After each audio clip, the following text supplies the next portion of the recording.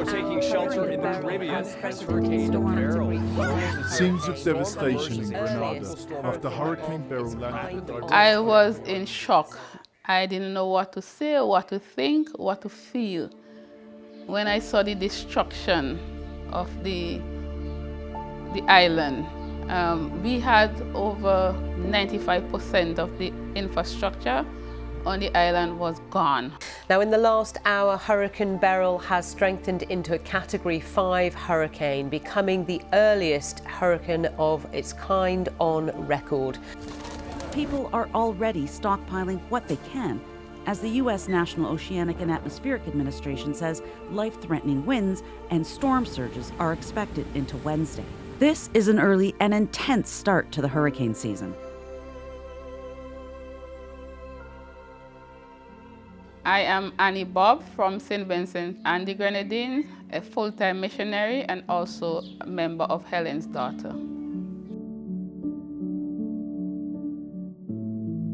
Being back in Mayreau today, after a while since the hurricane, it's full of mixed emotions.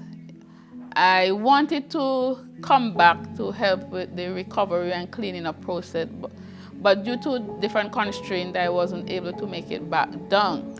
So being back here and to see how much have been done in the cleaning up process and the rebuilding of roofs, I am pleased and happy to see that the people are getting things done and progress is being made. So I'm happy to be back on the island. But it's not the same because, you know, the things that you are used to are gone. And for example, I'm sitting here in this building and it used to be the community center where I worked before. I worked here with children and youth. I was a library attendant here, so a lot of activities. I run a children agriculture project called You Grow, You Eat, where I was teaching children to grow the food from seed to fruit. And just being back here and just in an empty space and just rubble, it's kind of hit on your emotion, but it's good to be back.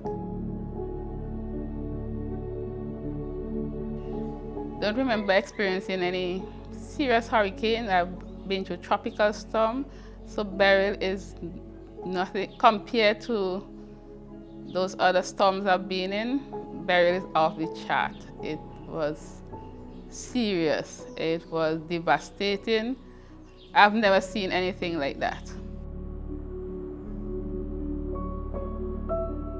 The fishermen folks, they did a lot to pull their boats out of the water. Folks went into shelter, secured the property. So a lot was going on for preparation just before Beryl.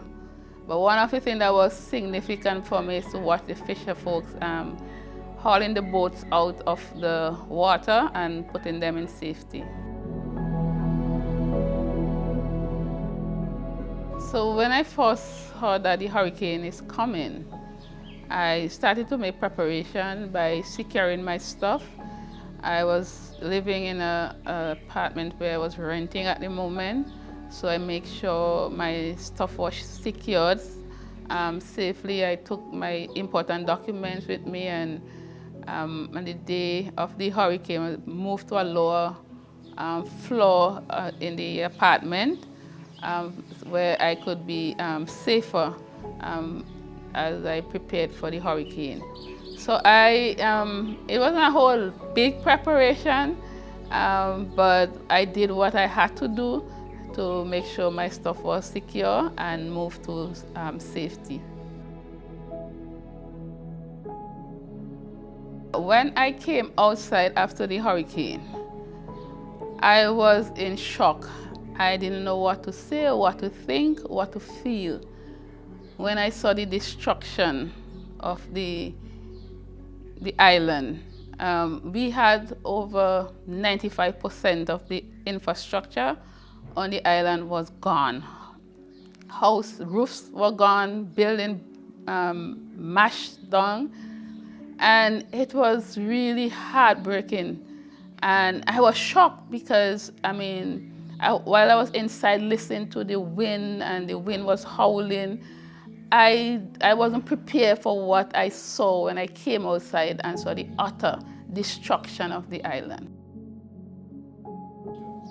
I am very grateful for all the support that I have received after the passage of Hurricane Beryl.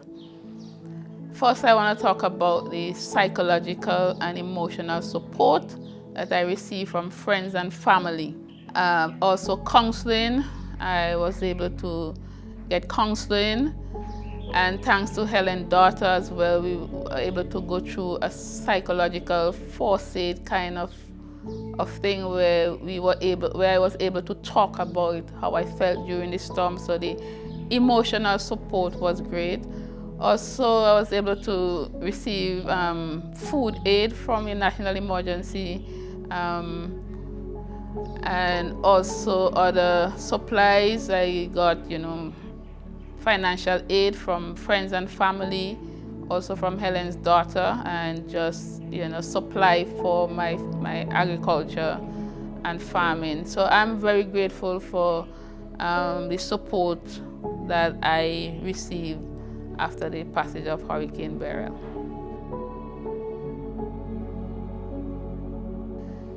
Bouncing back from Hurricane Beryl. I'm not even sure if I'm bouncing back as yet, but I'm doing my best to push through because I know I cannot stay there, but I have to push through mentally, emotionally, and otherwise. I have since had opportunity to do other stuff, got training. In terms of settling down, and I still trying to resettle and find my groove.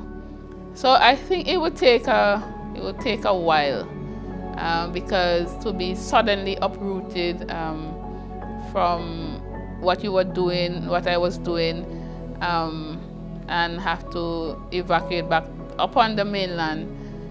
It's still taking some time, but I'm doing what I can do. I do my gardening because, farming helped me emotionally and, mentally. So I get involved in my agriculture stuff and, whatever I can do to keep myself occupied, I am doing that. So, but it's gonna be a continued road to get back to that place.